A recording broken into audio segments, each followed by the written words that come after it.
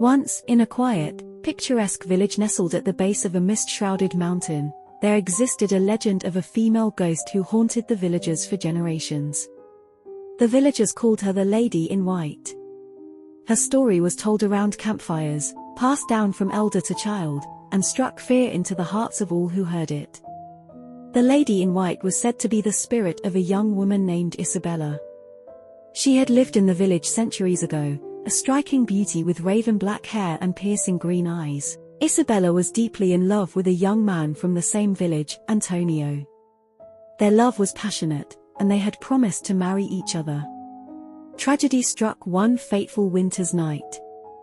Antonio was a skilled woodsman, and he went deep into the forest to gather firewood for the harsh winter.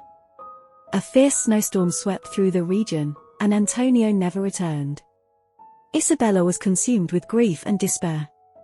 She waited for him, day after day, night after night, in the biting cold, hoping to catch a glimpse of her love returning. The long and harsher winter took its toll on Isabella, who eventually succumbed to the cold and exhaustion. Her heart broke, and her spirit lingered on, forever searching for her beloved Antonio. She was often seen roaming the village, clad in a flowing white gown, her once black hair turned ghostly silver. Her green eyes had a mournful look, filled with an eternal sadness. The villagers lived in constant fear of the Lady in White.